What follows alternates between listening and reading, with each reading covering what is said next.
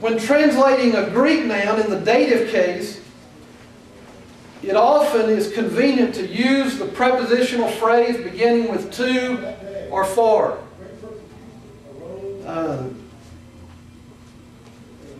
The accusative case will usually be translated as a direct object. So you have nominative, genitive, dative, accusative, and then you have the vocative is the fifth one. And this is the case of direct address. If I say the sentence, son, give me the newspaper, what would be the case of direct address there? Son. Son. Now, because word order in Greek can change, because it can vary, the case becomes the primary means of identifying the function of a noun in a sentence. The subject as opposed to the indirect object. So those are the 5 cases, and you can tell, you'll be able to tell by the endings. So, what we need to learn first, and we went through this a little bit last week, is what we call the second declension. The second declension nouns. Somebody raised a question last week, what is a declension? Well, a declension, the best way I know to describe a declension is, it is an inflection pattern. It's an inflection pattern for nouns and adjectives in Greek. We say verbs are conjugated and nouns are declining.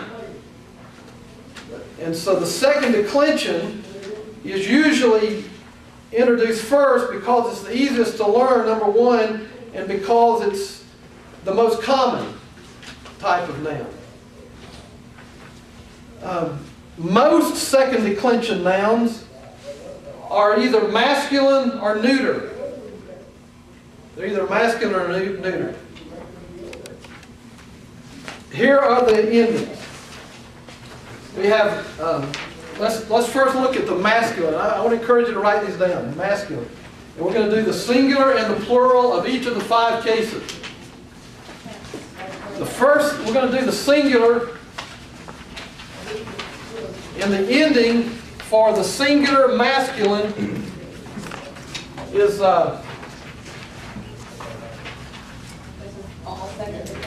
this is all second declension. Omicron, sigma.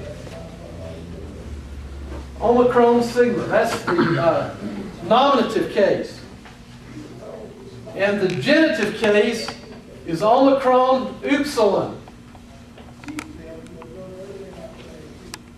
The dative case is omega, iota, and what we do with the iota is have the subscript underneath the W when you're writing the word.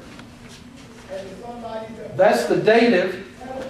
The accusative is omicron, nu,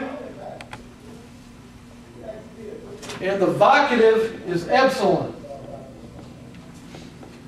Now that's your cases. And that's the masculine singular. Nominative, genitive, dative, accusative, and vocative. And in every noun, the second declension, masculine, it will end this way. Now, let me go a little bit deeper here. To be technical, the omicron in the endings really belong to the stem of the word. They don't really belong to the endings, they belong to the stem. So for example, this word right here, let's say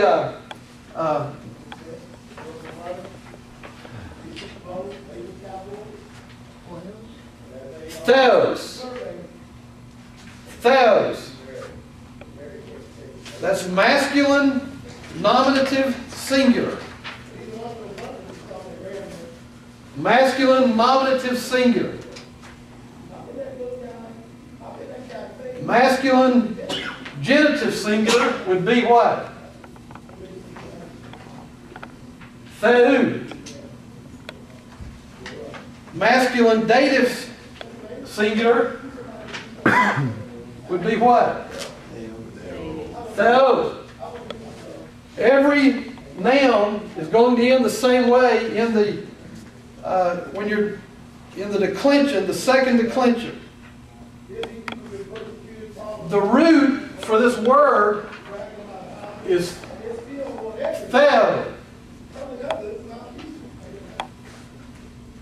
And because all second declension noun stems end in omicron, the second declension is sometimes called the O declension or the omicron declension. All second declension noun stems end in omicron.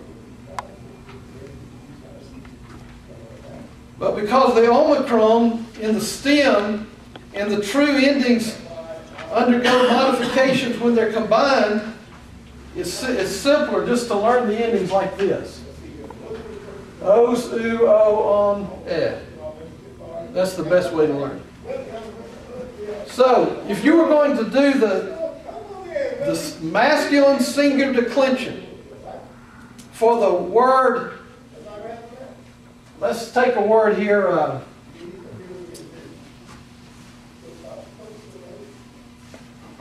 Let's take the word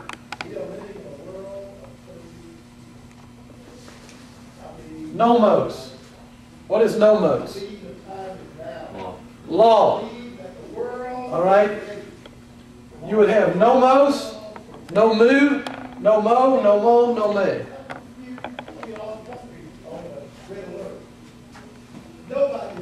Now, all masculine singular nouns are the same.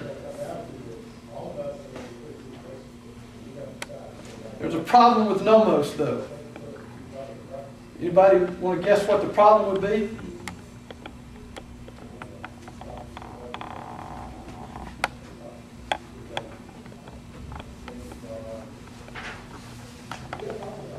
It's not masculine. We're not sure if it's masculine. It's not masculine. So it's going to be a little bit different. So let's take a word that's masculine. Look at your vocabulary list.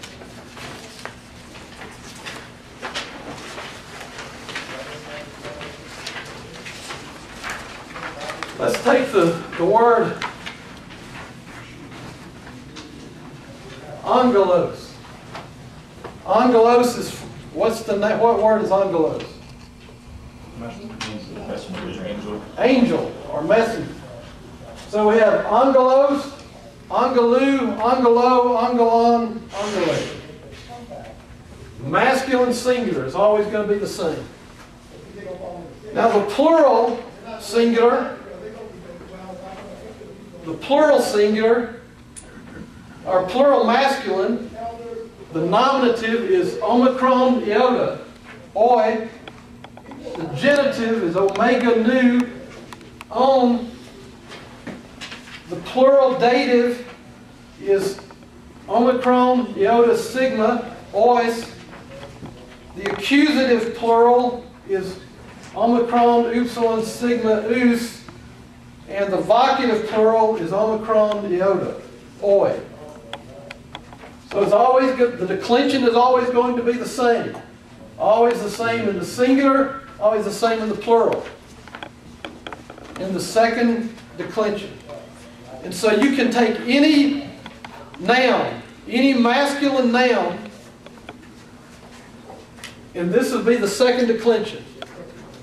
And so if you look at your list of vocabulary words, what I want to encourage you to do is to take these words and go through the declension with each of these words.